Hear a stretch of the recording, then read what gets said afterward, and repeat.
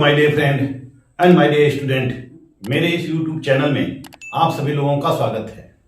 मैं आप लोगों को इसमें BA थर्ड ईयर से अंतर्राष्ट्रीय राजनीति और संबंध, या इसको हम अंतर्राष्ट्रीय संबंध और राजनीति भी कह सकते हैं, इंटरनेशनल रिलेशन एंड पॉलिटिक्स पढ़ा रहा हूं। और इंटरनेशनल रिलेशन एंड पॉलिटिक्स के अंतर्गत पिछले वीडियो में मैंने आप लोगों को अंतर्राष्ट्रीय राजनीति का अर्थ बताया था और कॉन्सेप्ट बताया था कि अंतर्राष्ट्रीय राजनीति है क्या। इस वीडियो के अंतर्गत मैं आप लोगों को अंतर्राष्ट्रीय राजनीति की परिभाषा और क्षेत्र के बारे में बताऊंगा। जैसा कि पिछले वीडियो में हमने पढ़ा कि अंतर्राष्ट्रीय राजनीति दो या दो से अधिक राष्ट्रों के बीच संबंधों का अध्ययन होता है, या दो या दो से अधिक राष्ट्रों के बीच व्यवहारों का अध्ययन है। यानी कि जब दो या दो से अधिक राष्ट्रों के बीच विभिन्न प्रकार के व्यवहार होते हैं, राजनीतिक, कूटनीतिक, व्यापारिक, सैनिक, विभिन्न प्रकार के जो व्यवहार होते हैं, उन्हीं व्यवहारों को हम क्या कहते हैं, अंतर्राष्ट्रीय राजनीति। राजनीति का क्षेत्र जो है वह एक समुदाय होता है या एक राष्ट्र हो सकता है, जबकि अंतर्राष्ट्रीय राजनीति का क्षेत्र पूरा विश्व हो सकता है, पूरा विश्व जगत हो सकता है। इस विश्व में जितने देश विद्यमान हैं, विभिन्न देशों के आपसी संबंधों का अध्ययन, विभिन्न देशों के आपसी गतिविधियों का अध्ययन, विभिन्न देशों के आपसी क्रियाओं का अध्ययन, विचारों का अध्ययन हम अंतर्राष्ट्रीय राजनीति के अंतर्गत करते हैं। तो आइए चलते हैं अंतर्राष्ट्रीय राजनीति का क्षेत्र। क्षेत्र का तात्पर्य होता है विषय वस्तु। क्षेत्र से तात्पर्य क्या होता है? विषय वस्तु। यानी कि अंतर्राष्ट्रीय राजनीति की विषय वस्तु क्या है, हम क्या क्या अंतर्राष्ट्रीय राजनीति के अंतर्गत अध्ययन कर सकते हैं, हम क्या क्या अंतर्राष्ट्रीय राजनीति के अंतर्गत अध्ययन कर सकते हैं। जिस तरह से मानव के प्रकृति के बारे में जानते हैं कि मनुष्यों को क्या पसंद है, क्या नापसंद है, और मनुष्य क्या क्या कर सकता है, क्या क्या नहीं कर सकता है, इसी तरह से अंतर्राष्ट्रीय राजनीति के अंतर्गत हम किन किन बातों का अध्ययन कर सकते हैं, किन किन बातों का नहीं कर सकते हैं। तो अंतर्राष्ट्रीय राजनीति की जो अध्ययन की सीमाएं होती हैं, जो अध्ययन की सीमाएं होती हैं, यानी कि जहां जहां जिन जिन विषयों तक हम अंतर्राष्ट्रीय राजनीति का अध्ययन कर सकते हैं, वही अंतर्राष्ट्रीय राजनीति का क्षेत्र होता है। तो अंतर्राष्ट्रीय राजनीति का क्षेत्र जानने के पहले हम परिभाषा के बारे में देखते हैं कि अंतर्राष्ट्रीय राजनीति की परिभाषा विभिन्न विद्वानों के द्वारा क्या क्या दी गई है। यहां मैं आप लोगों को 5 विद्वानों की परिभाषा बताऊंगा, और इस परिभाषा को आप याद कर सकते हैं। एग्जाम में लिखने के लिए 4 या 5 ही विद्वानों की परिभाषा पर्याप्त होती है। तो आइए चलते हैं, पहले देखते हैं स्प्राउट की परिभाषा। अंतर्राष्ट्रीय राजनीति के संबंध में स्प्राउट ने क्या कहा है। स्प्राउट का कहना है, स्प्राउट क्या कहते हैं कि अंतर्राष्ट्रीय राजनीति का संबंध है जो अंतर्राष्ट्रीय जगत में स्वतंत्र राजनीतिक समुदाय होते हैं और राजनीतिक समुदायों के बीच जो परस्पर क्रियाएं होती हैं, परस्पर जो संबंध होते हैं, और जिनमें हमेशा विरोध उत्पन्न होता रहता है, संघर्ष उत्पन्न होता रहता है, या फिर विभिन्न प्रकार के उनके उद्देश्य होते हैं, विभिन्न प्रतिरोध होते हैं और विभिन्न हित होते हैं। तो इन हितों में जो अंतर्राष्ट्रीय जगत में जो यह विभिन्न प्रकार के हित होते हैं, जिसको हम राष्ट्रीय हित कहते हैं, तो इन राष्ट्रीय हितों में जो संघर्ष होते हैं, संघर्ष विद्यमान होते हैं, उसी को हम अंतर्राष्ट्रीय राजनीति कहते हैं। दूसरी परिभाषा है फेलिक्स ग्रास की। फेलिक्स ग्रास कहते हैं कि अंतर्राष्ट्रीय राजनीति का अध्ययन वास्तव में विदेश नीति के अध्ययन के अलावा कुछ नहीं है। फेलिक्स और ग्रास कहते हैं कि अंतर्राष्ट्रीय राजनीति क्या है, यह विदेश नीति का अध्ययन है कि भारत और पाकिस्तान की विदेश नीति क्या है, भारत और पाकिस्तान आपस में व्यवहार करते समय किस प्रकार की विदेश नीति बनाते हैं, इसी तरह से विभिन्न राष्ट्र आपस में व्यवहार करते समय किस प्रकार की विदेश नीति बनाते हैं। प्रायः विदेश नीतियों का निर्माण हम अपने राष्ट्रीय हितों को देखकर करते हैं, हम अपने राष्ट्रीय हितों को प्राथमिकता देते हैं। जिस नीति के अंतर्गत हमारे राष्ट्रीय हित की हानि होती है, तो वह नीतियां हम एक्सेप्ट नहीं करते हैं, वह नीतियां हम स्वीकार नहीं कर सकते हैं, चाहे वह यूएनओ के द्वारा किया गया समझौता हो, चाहे अंतर्राष्ट्रीय संगठनों के द्वारा। विभिन्न प्रकार के जो संगठन होते हैं, क्षेत्रीय संगठन होते हैं, आर्थिक संगठन होते हैं, उन विभिन्न संगठनों के द्वारा जो किया गया समझौता होता है, उसको हम स्वीकार नहीं करते हैं, यदि हमारा राष्ट्रीय हित कहीं से भी प्रभावित होता है। तो हर राष्ट्र अपने राष्ट्रीय हितों को देखते हुए ही विदेशों से संधियां करते हैं। तो जब विदेशों से विभिन्न प्रकार की संधियां होती है, तो ये विदेश नीति के अंतर्गत आ जाता है। तो इसीलिए फेलिक्स ग्रास कहते हैं कि अंतर्राष्ट्रीय राजनीति का अध्ययन विदेश नीति के अध्ययन के अलावा कुछ नहीं है। वही मॉर्गनथाउ कहते हैं कि अंतर्राष्ट्रीय राजनीति राष्ट्रों के बीच निरंतर होने वाले शक्ति संघर्ष के अतिरिक्त कुछ नहीं है। मार्टिन थाउ का कहना है कि अंतर्राष्ट्रीय राजनीति जो है विभिन्न राष्ट्रों के बीच जो हमेशा निरंतर लगातार जो संघर्ष होता रहता है, जो सत्य के लिए संघर्ष होता रहता है, तो अंतर्राष्ट्रीय राजनीति क्या है? वह सत्य संघर्षों का अध्ययन है, संघर्ष का अध्ययन है। अंतर्राष्ट्रीय राजनीति के अंतर्गत विभिन्न राष्ट्रों के बीच जो संघर्ष विद्यमान होते हैं, तो उन्हीं संघर्षों को हम अंतर्राष्ट्रीय राजनीति के अंतर्गत अध्ययन करते हैं। वही पामर और पर्किंस का कहना है कि अंतर्राष्ट्रीय राजनीति का अध्ययन राज्य प्रणाली के साथ अनिवार्य रूप से जुड़ा हुआ है। कि अंतर्राष्ट्रीय राजनीति का अध्ययन राज्य प्रणाली के साथ अनिवार्य रूप से जुड़ा हुआ है। यानी कि अंतर्राष्ट्रीय राजनीति का अध्ययन हम किसमें करते हैं? राज्य प्रणाली में करते हैं, स्टेट सिस्टम में करते हैं, स्टेट नेशन में करते हैं, स्टेट सिस्टम में करते हैं, राज्य प्रणाली के अंतर्गत करते हैं कि विभिन्न देशों की राज्य प्रणालियां क्या है, विभिन्न देशों की व्यवस्था क्या है, विभिन्न देशों की राजनीतिक व्यवस्था क्या है, और एक राजनीतिक व्यवस्था दूसरे राजनीतिक व्यवस्था को किस प्रकार प्रभावित करती है। तो अंतर्राष्ट्रीय राजनीति के अंतर्गत हम विभिन्न देशों की राज्य प्रणालियों का अध्ययन करते हैं। वही पैडल फोर्ड एवं लिंकन का कहना है कि अंतर्राष्ट्रीय राजनीति राजकीय नीतियों की परस्पर क्रिया है। यह क्या है? राजकीय नीतियों की परस्पर क्रिया है। नीतियां जो विभिन्न राष्ट्रों के द्वारा नीतियां बनाई जाती हैं, और हर राष्ट्र की नीतियां दूसरे राष्ट्र की नीतियों को प्रभावित करती है। जैसे अमेरिका की नीति रूस को प्रभावित करती थी, रूस की नीति अमेरिका को प्रभावित करती थी। इसी तरह से भारत की नीति पाकिस्तान को प्रभावित करती है, पाकिस्तान की नीति भारत को प्रभावित करती है, चीन की नीति भारत को प्रभावित करती है, भारत की नीति पाकिस्तान की नीति को प्रभावित करती है। तो इस तरह से विभिन्न राष्ट्रों में जो नीतियां बनाई जाती हैं, विभिन्न देशों के द्वारा जो नीतियां बनाई जाती हैं, उन नीतियों का उनके दूसरे देशों पर क्या प्रभाव पड़ता है, या विभिन्न राष्ट्रों के द्वारा जो नीतियां बनाई जाती हैं उनकी परस्पर क्रियाएं कैसे होती हैं, वह एक दूसरे को कैसे प्रभावित करती है, इन सभी नीतियों का अध्ययन हम राजनीति के अंतर्गत करते हैं, अंतर्राष्ट्रीय राजनीति के अंतर्गत करते हैं। तो इस प्रकार हम देखते हैं कि अंतर्राष्ट्रीय राजनीति जो है वह किसका अध्ययन है? राज्यों का अध्ययन है, राज्यों के आपसी व्यवहारों का अध्ययन है, राज्यों के कूटनीतिक संबंधों का अध्ययन है, विभिन्न राज्यों के बीच जो पाए जाने वाला संघर्ष होता है, उन संघर्षों का अध्ययन है। अंतर्राष्ट्रीय राजनीति के अंतर्गत हम शक्ति का अध्ययन करते हैं कि इसमें जो विश्व व्यवस्था होती है उसमें एक राष्ट्र अपने प्रभुत्व को कैसे बनाए रखता है, और एक राष्ट्र स्वयं को कैसे शक्तिशाली बनाता है, वह दूसरों को कैसे प्रभावित करता है। तो अंतर्राष्ट्रीय राजनीति के अंतर्गत हम विभिन्न वैदेशिक मामलों का अध्ययन करते हैं, और यही अंतर्राष्ट्रीय राजनीति है। यानी कि अंतर्राष्ट्रीय संक्षेप में हम क्या कह सकते हैं कि अंतर्राष्ट्रीय राजनीति विभिन्न राष्ट्रों के मध्य पाए जाने वाली अंतःक्रिया है, विभिन्न राष्ट्रों के बीच पाए जाने वाली अंतःक्रिया है, चाहे वह अंतःक्रिया संगठनों के द्वारा किया जाए या राजनीतिक व्यवस्था के द्वारा किया जाए। आइए अब हम देखते हैं अंतर्राष्ट्रीय राजनीति का क्षेत्र, स्कोप ऑफ इंटरनेशनल पॉलिटिक्स का क्षेत्र क्या है। अंतर्राष्ट्रीय राजनीति का क्षेत्र अत्यधिक व्यापक है, इसका कोई क्षेत्र छोटा नहीं है, यह कोई समुदाय की राजनीति नहीं है, यह स्थानीय राजनीति नहीं है कि इसका विषय क्षेत्र बहुत ही संक्षिप्त होगा, बहुत ही संकीर्ण होगा। अंतर्राष्ट्रीय राजनीति का क्षेत्र बहुत व्यापक होता है, इसका कोई दायरा निश्चित हम नहीं कर सकते हैं। हम देखते हैं कि प्रतिदिन नए नए विषय इसमें शामिल होते रहे हैं, हर दिन नए नए विषय शामिल होते रहे हैं। जब से अंतर्राष्ट्रीय राजनीति का विकास हुआ है तब से लेकर वर्तमान तक इसमें विभिन्न प्रकार के क्षेत्र समाहित किए गए हैं, विभिन्न प्रकार के विषय समाहित किए गए हैं। जैसे हम अंतर्राष्ट्रीय संबंधों का अध्ययन भी अंतर्राष्ट्रीय राजनीति के अंतर्गत ही करते हैं। अंतर्राष्ट्रीय राजनीति का विषय क्षेत्र बहुत व्यापक है, जबकि अंतर्राष्ट्रीय संबंध का जो विषय क्षेत्र होता है वह बहुत सीमित होता है। अंतर्राष्ट्रीय संबंध केवल अंतर्राष्ट्रीय संबंधों का अध्ययन करता है, एक देश का दूसरे देश के बीच किस प्रकार के संबंध होते हैं, किस प्रकार की विदेश नीतियां होती हैं, इसी का अध्ययन करता है। लेकिन अंतर्राष्ट्रीय राजनीति पूरे विश्व जगत में होने वाली समस्त घटनाओं का, समस्त गतिविधियों का, क्रियाओं का, प्रतिक्रियाओं का, विभिन्न प्रभावों का अध्ययन करता है। तो अंतर्राष्ट्रीय राजनीति का विषय क्षेत्र बहुत ही व्यापक है। 1947 में एक कमेटी गठित की गई थी, the council of foreign relation, यानी कि विदेश मामलों की समिति। 1947 में यह रिपोर्ट प्रस्तुत करती है, यह बताती है कि अंतर्राष्ट्रीय राजनीति के अंतर्गत हम कौन कौन से विषय शामिल कर सकते हैं।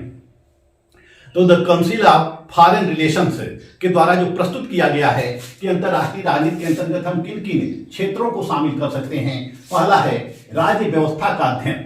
हम इसके अंतर्गत किसका अध्ययन करते हैं? राज्य व्यवस्था का अध्ययन करते हैं।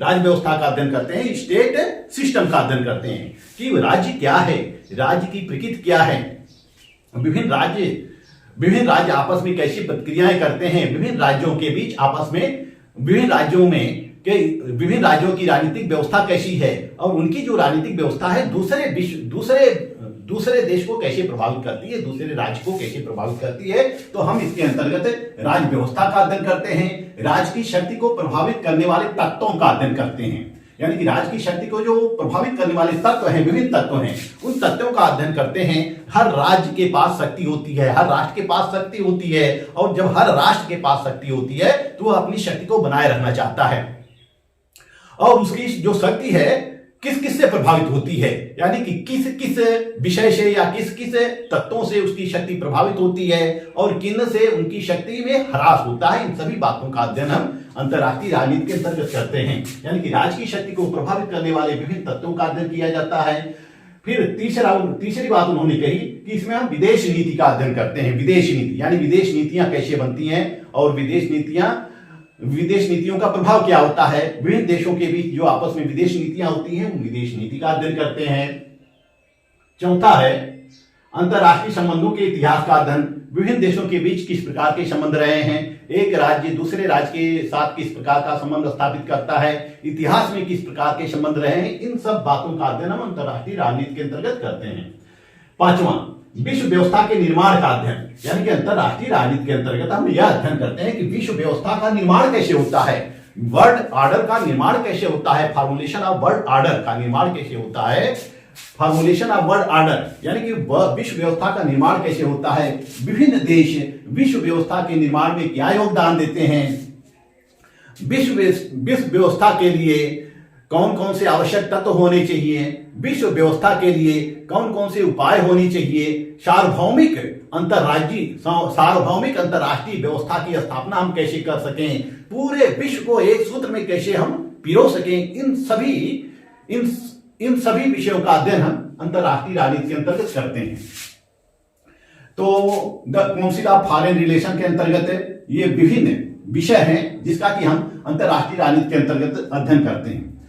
इसी तरह से हम देखते हैं कि 1954 में अंतर्राष्ट्रीय शांति के कार्नेगी संस्थान के द्वारा भी कुछ विषय जोड़े गए। उन्होंने बताया कि अंतर्राष्ट्रीय राजनीति के अंतर्गत हम किसका अध्ययन करते हैं। तो अंतर्राष्ट्रीय राजनीति के अंतर्गत हम अध्ययन करते हैं अंतर्राष्ट्रीय स्वरूप और तत्वों की, यानी कि अंतर्राष्ट्रीय राजनीति का स्वरूप क्या है, वर्तमान विश्व व्यवस्था का स्वरूप क्या है और इसके विभिन्न तत्व कैसे हैं, इन सबका हम अध्ययन करते हैं। अंतर्राष्ट्रीय संगठनों का अध्ययन करते हैं, विभिन्न प्रकार के जो अंतर्राष्ट्रीय संगठन होते हैं, जैसे संयुक्त राष्ट्र संघ है, राष्ट्र संघ है, और इसी तरह से विभिन्न प्रकार के जो राजनीतिक संगठन होते हैं, जो गैर राजनीतिक संगठन होते हैं, आर्थिक संगठन होते हैं, सामाजिक संगठन होते हैं, राजनीतिक संगठन होते हैं, सैनिक संगठन होते हैं, व्यापारिक संगठन होते हैं, उन सभी संगठनों का हम अध्ययन किसमें करते हैं, अंतर्राष्ट्रीय राजनीति के अंतर्गत करते हैं। राष्ट्रीय शक्ति तथा राष्ट्रीय हितों का अध्ययन, अंतर्राष्ट्रीय शांति के कार्नेगी संस्थान 1954 के अनुसार हम अंतर्राष्ट्रीय राजनीति के अंतर्गत राष्ट्रीय शक्ति का अध्ययन करते हैं और तथा राष्ट्रीय हितों का अध्ययन करते हैं कि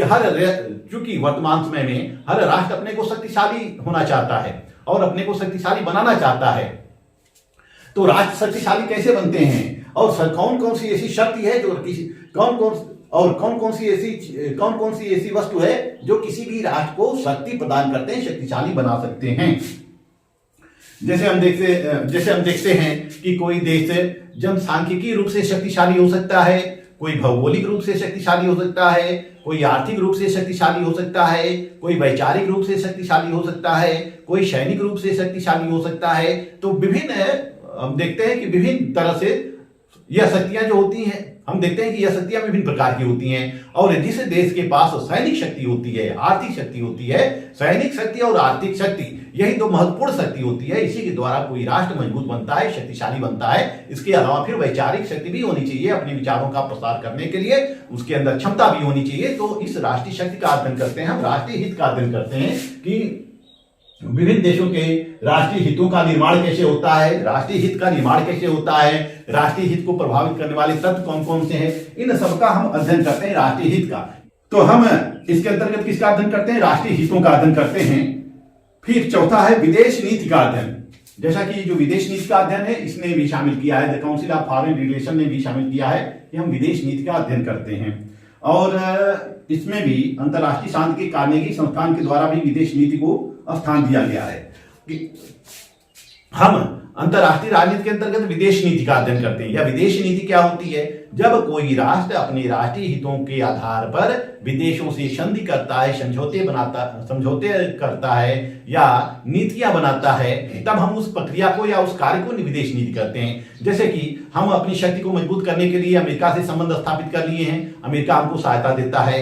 इसी तरह से विभिन्न देशों से हमने विभिन्न देशों से व्यवहार करने के लिए हमने नीतियां बनाई, तो वह हमारी विदेश नीति होती है। विदेश नीति के द्वारा हम राष्ट्र के उत्थान का कार्य करते हैं अपने। लेकिन यह विदेश नीति कैसे बनती है, राष्ट्रीय हितों को देखकर बनती है। कोई भी अपने राष्ट्रीय हितों का त्याग करके विदेश नीति नहीं बनाएगा, नीतियां नहीं बनाएगा।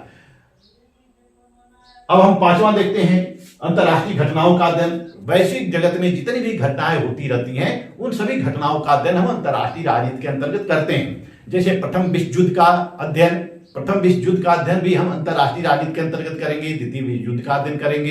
इसी तरह से कोरिया संकट का अध्ययन हम कर सकते हैं, वियतनाम संकट का अध्ययन कर सकते हैं। वर्तमान समय में हम देखते हैं कि रूस और यूक्रेन के बीच युद्ध हो रहा है, तो इसका भी अध्ययन हम अंतर्राष्ट्रीय राजनीति के अंतर्गत कर सकते हैं कि रूस और यूक्रेन का युद्ध क्यों हो रहा है और दोनों के बीच किस बात को लेकर टकराव है, इस युद्ध को कैसे रोका जा सकता है। फिलिस्तीन इजराइल संघर्ष का भी हम अध्ययन इसमें कर सकते हैं। यानी कि विभिन्न वैश्विक जगत में जितनी भी होने वाली घटनाएं होती हैं, दिन प्रतिदिन जितनी घटनाएं घटित होती हैं, उन सभी घटनाओं का हम अध्ययन कर सकते हैं इस अंतर्राष्ट्रीय राजनीति के अंतर्गत। अब हम देखते हैं कि दो संस्थाओं के द्वारा अंतर्राष्ट्रीय राजनीति का विषय वस्तु प्रस्तुत किया गया था।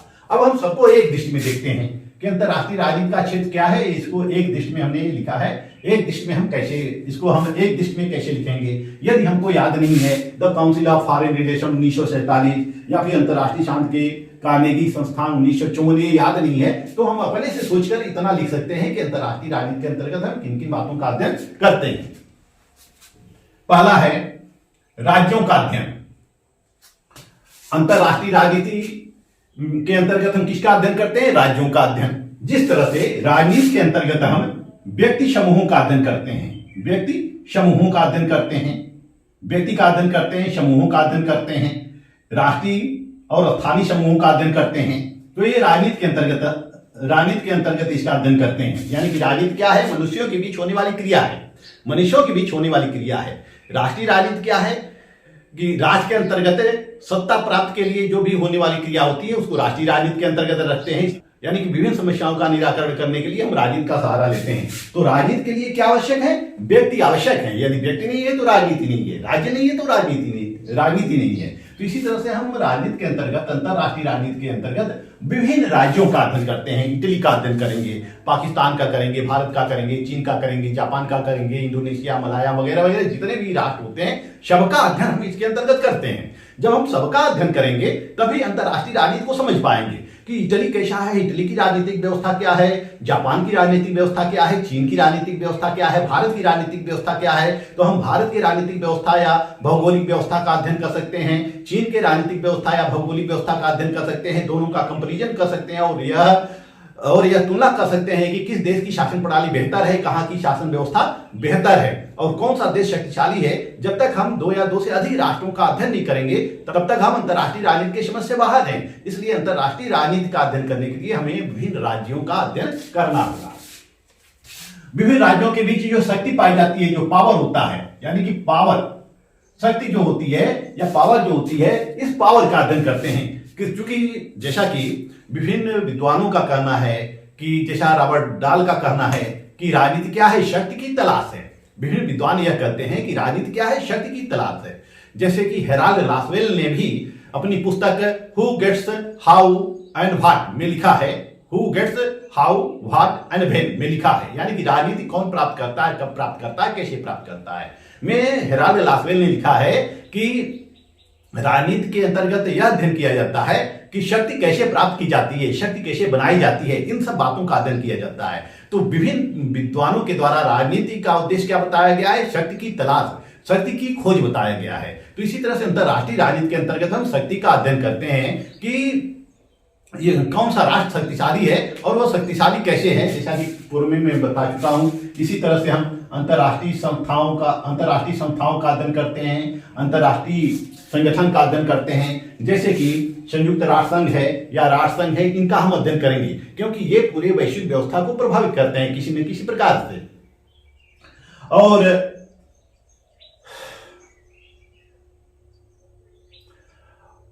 और विभिन्न देशों की जो संगठन है उन संगठनों का अध्ययन करते हैं, विदेश नीति का अध्ययन करते हैं, अंतरराष्ट्रीय कानून और सुरक्षा का अध्ययन करते हैं। हम अंतरराष्ट्रीय राजनीति के लिए अंतरराष्ट्रीय राजनीति के अंतर्गत अंतरराष्ट्रीय कानून का अध्ययन करते हैं, यानी कि इंटरनेशनल लॉ एंड सिक्योरिटी का अध्ययन करते हैं। यह अंतरराष्ट्रीय कानून क्या है? जैसा कि ओपेनहाइमर का कहना है कि अंतरराष्ट्रीय राजनीति दो सभ्य राष्ट्रों के बीच अपनाए जाने वाले कुछ परंपराएं हैं जिनके आधार पर दो राष्ट्र के बीच आपसी व्यवहार निर्धारित होते हैं। यानी कि यह जो अंतरराष्ट्रीय कानून है यह किसी पे बाध्य नहीं है। ऐसा नहीं है कि कोई अंतरराष्ट्रीय कानून का उल्लंघन कर दे तो उसको दंडित किया जाएगा। यानी कि यह एक प्रकार की परंपराएं हैं जो हर राष्ट्र दूसरे सभ्य राष्ट्र से अपनाता है, सभ्य राष्ट्र दूसरे सभ्य राष्ट्र से अपनाता है। तो अंतरराष्ट्रीय कानून का अध्ययन करते हैं कि अंतरराष्ट्रीय कानून का वैश्विक जगत पर क्या प्रभाव पड़ता है, इसकी सफलताएं क्या है, असफलताएं क्या हैं। हम सामूहिक सुरक्षा की अध्ययन करते हैं, सुरक्षा संबंधी बातों का अध्ययन करते हैं कि इस राष्ट्र में किसी भी देश में या राष्ट्र में सुरक्षा कैसे स्थापित की जा सकती है। कोई देश गंभीर समस्या से ग्रसित है तो उसको गंभीर समस्या से कैसे बाहर निकाला जा सकता है। हम विदेशी व्यापार और आर्थिक संगठन का अध्ययन करते हैं। इसके अंतर्गत ये हम देखते हैं कि विदेशी व्यापार किस प्रकार संचालित होते हैं। जैसे अरब की व्यवस्था जो है, जैसे अरब कंट्री की व्यवस्था क्या है, उसके आर्थिक साधन क्या है, भारत के आर्थिक साधन क्या है। कोई भी राष्ट्र कैसे मजबूत होता है? जब तक उसके पास आर्थिक साधन नहीं रहेंगे तब तक वो मजबूत नहीं होगा। तो हम विदेशी व्यापार का अध्ययन करते हैं, आर्थिक संगठन का अध्ययन करते हैं, वैश्विक समस्याओं का अध्ययन करते हैं। जो विभिन्न प्रकार की समस्याएं होती हैं, वैश्विक समस्याएं जो होती हैं विभिन्न प्रकार की, उन विभिन्न प्रकार की वैश्विक समस्याओं का अध्ययन करते हैं। जैसे गरीबी को ले सकते हैं हम। गरीबी, अशिक्षा, गरीबी को ले सकते हैं। यानी कि विभिन्न, जिस तरह से व्यक्ति गरीब होता है तो इस तरह से राष्ट्र भी गरीब होते हैं। जो अति पिछड़े राष्ट्र होते हैं तो वह अति पिछड़े राष्ट्र गरीब होते हैं और वह अपने विकास के लिए, औद्योगिक विकास के लिए, राजनीतिक विकास के लिए दूसरे देश के ऊपर निर्भर करते हैं। तो विभिन्न राष्ट्र गरीब क्यों होते हैं? उनके पास आर्थिक साधन क्यों नहीं है, या वह कैसे आर्थिक विकास कर सकते हैं? तो हम गरीबी का अध्ययन करते हैं विभिन्न राष्ट्रों के बीच। और जो कुछ राष्ट्र होते हैं उस राष्ट्रों के बीच इतनी गरीबी क्यों है, अशिक्षा क्यों है? अशिक्षा भी एक राष्ट्रीय समस्या नहीं है, यह अंतरराष्ट्रीय समस्या है। यह अंतरराष्ट्रीय समस्या है तो अशिक्षा का अध्ययन कर सकते हैं, बीमारी का अध्ययन कर सकते हैं, आर्थिक व सामाजिक विषमता का अध्ययन कर सकते हैं कि कुछ राष्ट्र बहुत गरीब हैं, कुछ राष्ट्र बहुत अमीर हैं। ऐसा क्यों है? कुछ मध्यम राष्ट्र हैं, जैसे भारत और चीन। भारत को हम मध्यम राष्ट्र के अंतर्गत रखते हैं। तो इस प्रकार से क्यों है, क्यों इतनी आर्थिक विषमताएं हैं, क्यों इतनी सामाजिक विषमताएं हैं? आर्थिक विषमताओं और सामाजिक विषमताओं को हम इसके अंतर्गत रख सकते हैं। या फिर ग्रीन हाउस प्रभाव का अध्ययन कर सकते हैं। और विभिन्न पर्यावरण संबंधी विषयों पर हम देखते हैं कि पृथ्वी सम्मेलन आयोजित किया जाता है। इस पृथ्वी सम्मेलन में विभिन्न प्रकार के पर्यावरण से संबंधित मुद्दे उठाए जाते हैं। तो जो पर्यावरण समस्या है यह वैश्विक समस्याएं हैं। इस पर्यावरण समस्या को हम अंतरराष्ट्रीय राजनीति के अंतर अध्ययन करते हैं। जनसंख्या विस्फोट का अध्ययन भी इसके अंतर्गत करेंगे। और आतंकवाद, जैसा कि आतंकवाद एक वैश्विक समस्या है और आतंकवाद का भी अध्ययन हम अंतरराष्ट्रीय राजनीति के अंतर्गत करेंगे। और इसके अलावा जो वैश्विक अपराध है उस विभिन्न प्रकार के अपराधों का भी अध्ययन इसके अंतर्गत करते हैं कि विभिन्न राष्ट्र के बीच अपराध क्यों होते हैं और विभिन्न राष्ट्रों के अपराधों को और जो अपराध होते हैं वह विभिन्न राष्ट्रों को कैसे प्रभावित करता है। तो हम आतंकवाद का अध्ययन करते हैं, अपराध का अध्ययन करते हैं। इन सभी चीजों का अध्ययन हम इसके अंतर्गत करते हैं। अंतरराष्ट्रीय राजनीति के अंतर्गत करते हैं, यानी वैश्विक समस्या जो पूरे विश्व की समस्या है और जो समस्या समान है, यानी कि जो पूरे विश्व में समान रूप से समस्याएं पाई जाती हैं, उन सभी वैश्विक समस्याओं का अध्ययन हम इसके अंतर्गत करेंगे। सैनिक एवं राजनीतिक संगठन का अध्ययन हम अंतरराष्ट्रीय राजनीति के अंतर्गत विभिन्न प्रकार के सैनिक संगठनों का अध्ययन कर सकते हैं, विभिन्न प्रकार के राजनीतिक संगठनों का अध्ययन कर सकते हैं। इसके अलावा हम आर्थिक संगठनों का भी अध्ययन कर सकते हैं। जैसे सैनिक संगठनों में 1949 में नाटो का गठन होता है। 1949 में नाटो का गठन होता है। 1949 में नाटो का गठन होता है। तो वहीं देखते हैं कि 1954 में वार्सा पैक्ट का गठन हो जाता है। एक तरफ कौन होता है? एक तरफ होता है अमेरिका, संयुक्त राज्य अमेरिका होता है। दूसरी तरफ कौन होता है? सोवियत संघ होता है। दूसरी तरफ सोवियत संघ होता है। तो ये दो राष्ट्रों के बीच प्रतिस्पर्धा होती है और इसी प्रतिस्पर्धा के कारण और ये दोनों राष्ट्र अपने को मजबूत करने के लिए यह संगठन स्थापित करते हैं, सैनिक संगठन स्थापित करते हैं, नाटो और वार्सा पैक्ट। इसी तरह से विभिन्न राष्ट्रों के बीच विभिन्न प्रकार के सैनिक संगठन होते हैं जो हमेशा एक साथ प्रशिक्षण करते रहते हैं, ट्रेनिंग लेते रहते हैं। राजनीतिक संगठन का अध्ययन करते हैं। विभिन्न देशों के बीच जो राजनीतिक संगठन होता है, राजनीतिक संगठन का अध्ययन करते हैं, आर्थिक संगठन का अध्ययन करते हैं। जैसे कि हम देख सकते हैं कि आसियान है, डच है, यूरोपीय संघ है, हिमद 6 है, विश्व व्यापार संगठन है वगैरह। विभिन्न प्रकार के जो अंतरराष्ट्रीय संगठन होते हैं उन सभी अंतरराष्ट्रीय संगठनों का हम अध्ययन करते हैं इसके अंतर्गत, चाहे वह राजनीतिक हो, चाहे गैर राजनीतिक हो, चाहे वह सैनिक हो, चाहे असैनिक संगठन हो। जितने भी विश्व में विद्यमान संगठन होते हैं सभी संगठनों का अध्ययन हम इस अंतरराष्ट्रीय राजनीति के अंतर्गत करते हैं। अंतरराष्ट्रीय संबंधों का अध्ययन करते हैं हम अंतरराष्ट्रीय राजनीति के अंतर्गत। अंतरराष्ट्रीय संबंध क्या होते हैं? जो एक राष्ट्र अपने स्वार्थों के लिए, अपने लाभों के लिए दूसरे राष्ट्र से नीतियां बनाता है, नीतियां स्थापित करता है। दो या दो से अधिक राष्ट्रों के बीच जो परस्पर क्रिया होती है उन क्रियाओं को हम अंतरराष्ट्रीय संबंध की श्रेणी में रखते हैं। तो अंतरराष्ट्रीय संबंध भी अंतरराष्ट्रीय राजनीति का विषय है। अंतरराष्ट्रीय संबंध का क्षेत्र जो है वो संकुचित है, लेकिन अंतरराष्ट्रीय राजनीति का क्षेत्र यह व्यापक है। इसके अंतर्गत अंतरराष्ट्रीय राजनीति या इंटरनेशनल पॉलिटिक्स के अंतर्गत हम सभी बातों को शामिल करते हैं, जबकि अंतरराष्ट्रीय संबंधों के अंतर्गत हम केवल कुछ बातों को शामिल करते हैं। तो इस तरह से हम देखते हैं कि अंतरराष्ट्रीय राजनीति के अंतर्गत हम इन विभिन्न मुद्दों का अध्ययन करते हैं, विभिन्न बातों का अध्ययन करते हैं, विभिन्न विषयों का अध्ययन हम करते हैं। तो यह अंतरराष्ट्रीय राजनीति की विषय वस्तु हो जाती है।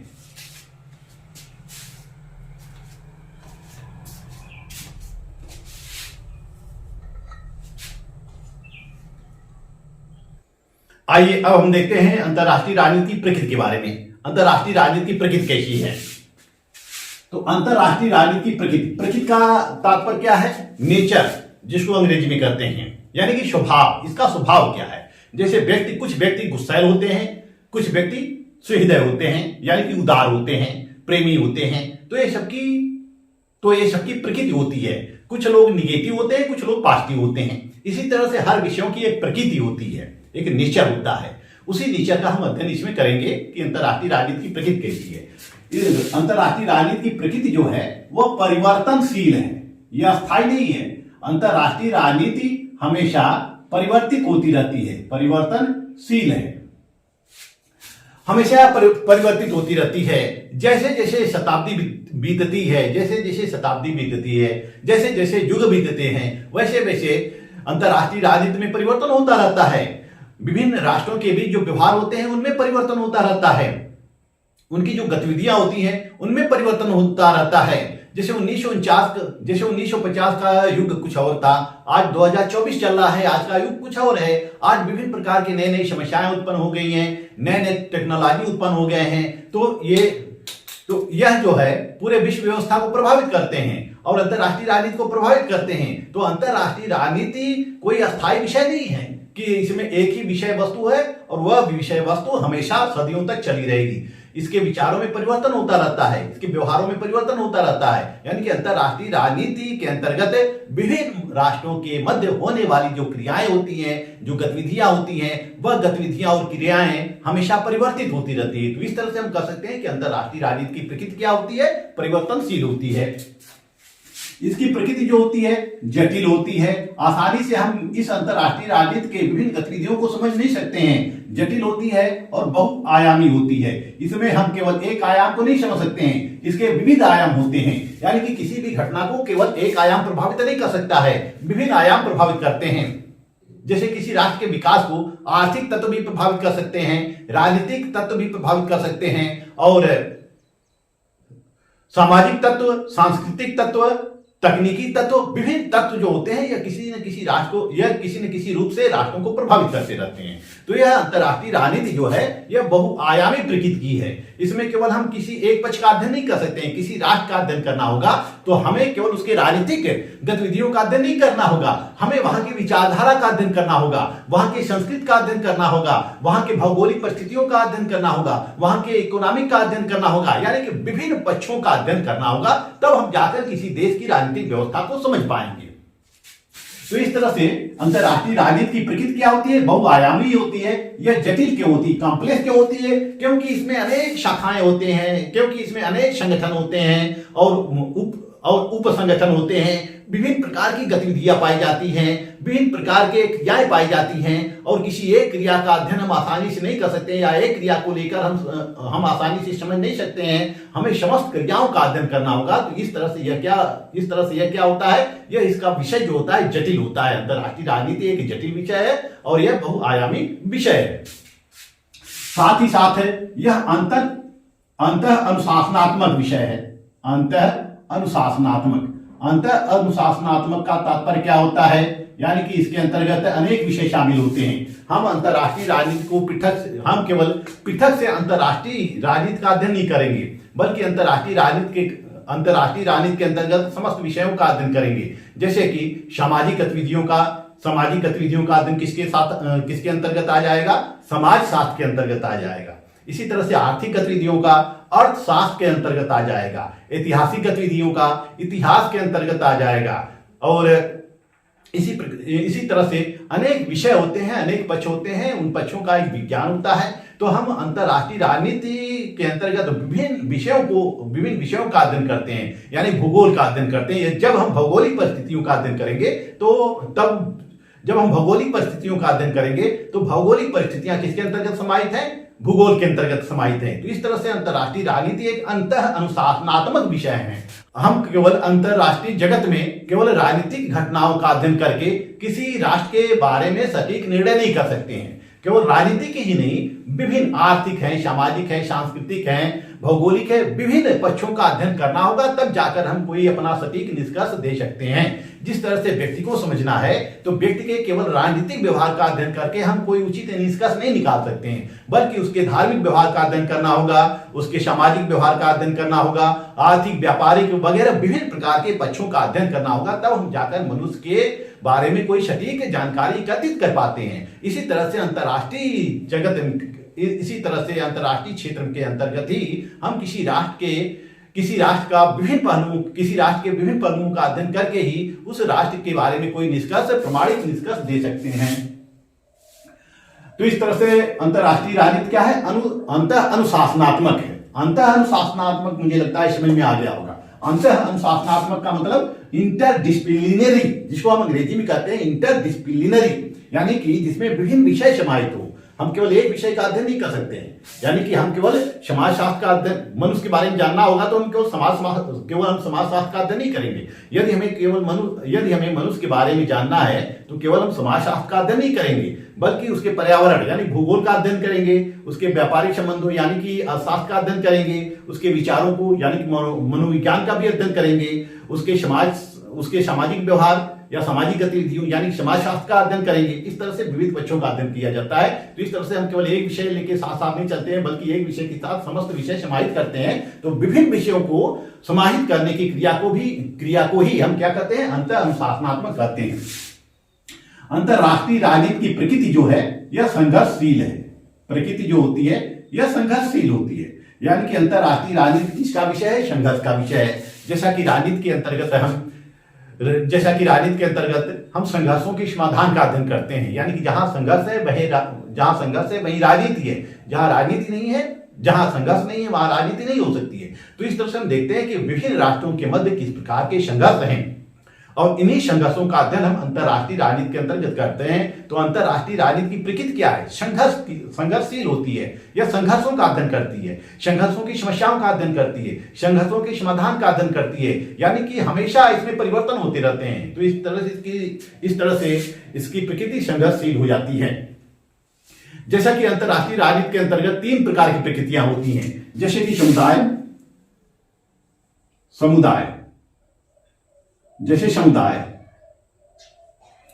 हो जाते हैं। और जब समुदायों के बीच विभिन्न प्रकार के मतभेद उत्पन्न हो जाते हैं, तब संघर्ष की उत्पत्ति होती है। जैसे भारत और पाकिस्तान है, ये 2 प्रकार के राष्ट्र हैं, दोनों के बीच मतभेद उत्पन्न हो जाता है, तो फिर संघर्ष प्रारंभ हो जाएगा। और ये मतभेद क्यों उत्पन्न होते हैं? अपनी इच्छाओं के कारण होते हैं, अपनी आवश्यकताओं के कारण होते हैं, अपनी आवश्यकता के कारण होते हैं। यानी कि हम आपसे संघर्ष क्यों करेंगे? जब हमारे स्वार्थ की पूर्ति नहीं हो पाएगी या आप हमारी बात नहीं मानेंगे, तब आपसे संघर्ष करेंगे। यह संघर्ष वैचारिक रूप से भी हो सकता है और बल प्रयोग के रूप में भी हो सकता है। आप हमें अपनी वस्तुएं नहीं देंगे तो हम आपसे विनय भी कर सकते हैं, प्रार्थना भी कर सकते हैं, या फिर आपको मारपीट कर भी आपसे वस्तुएं छीन सकते हैं। तो इस तरह से विभिन्न राष्ट्रों की अपनी आवश्यकताएं होती हैं, विभिन्न इच्छाएं होती हैं, जिसको हम क्या बोलते हैं? हित बोलते हैं, राष्ट्रीय हित बोलते हैं। और इन्हीं राष्ट्रीय हितों को पूरा करने के लिए विभिन्न राज्यों के बीच संघर्ष चलता रहता है। हर समुदाय, यानी कि इसको राज्य कर सकते हैं, इसको राज्य कर सकते हैं। तो जो राज्य होते हैं, हर राज्यों के अपने राष्ट्रीय हित होते हैं। तो हर राज्यों के बीच जब राष्ट्रीय हित होते हैं तो राष्ट्रीय हित को पूरा करने के लिए संघर्ष होते रहते हैं, हर राज्यों के बीच संघर्ष होते रहते हैं। जैसे हम देख सकते हैं कि रूस और यूक्रेन का युद्ध, यह भी राष्ट्रीय हित के कारण ही प्रारंभ होता है। और इजराइल और फिलिस्तीन का विवाद देख सकते हैं, इसमें भी राष्ट्रीय हित के तत्व विद्यमान होते हैं, वैचारिक मतभेद होता है, संघर्ष होता है, उनकी इच्छाएं या आवश्यकताओं की पूर्ति नहीं हो पाती है, इसलिए संघर्ष का जन्म होता है। और यह संघर्ष 2 तरीके से समाप्त किया जा सकता है, एक समाधान के द्वारा, एक वार्ता के द्वारा, दूसरा युद्ध के द्वारा। तो वहां युद्ध छिड़ गया, वार्ता नहीं हुई, वहां पे युद्ध छिड़ जाता है। तो अंतरराष्ट्रीय राजनीति की जो प्रकृति होती है वह संघर्षशील प्रकृति होती है। विभिन्न राष्ट्रों के मध्य विचार को लेके या फिर शक्ति को लेकर संघर्ष चलता रहता है, अपनी आवश्यकताओं और इच्छाओं को लेकर संघर्ष चलता रहता है। इसलिए अंतरराष्ट्रीय राजनीति की प्रकृति क्या है? संघर्षशील होती है। इस वीडियो में बस इतना ही। अब नेक्स्ट वीडियो में मैं आप लोगों को अंतरराष्ट्रीय राजनीति के अध्ययन की पद्धतियां, और उसमें पहला है यथार्थवाद मैं आपको बताऊंगा। और अंतरराष्ट्रीय राजनीति और संबंध पर मैंने कुछ नोट्स जो बहुत ही शॉर्ट में लिखा गया है, उस नोट्स को मैंने आज अपने Telegram channel political science by doctor Anand Singh पर अपलोड कर दिया है। आप वहां से डाउनलोड करके उसको पढ़ सकते हैं। वह बहुत संक्षेप में लिखा गया है, लेकिन पूरा अगर पढ़ लेंगे तो आपको पूरा कॉन्सेप्ट, अंतरराष्ट्रीय राजनीति का पूरा कॉन्सेप्ट समझ में आ जाएगा। तो मेरा वीडियो आप लोगों को अच्छा लगे तो मेरे वीडियो को लाइक, सब्सक्राइब और शेयर करते रहिए। मिलते हैं नेक्स्ट वीडियो में, तब तक के लिए धन्यवाद।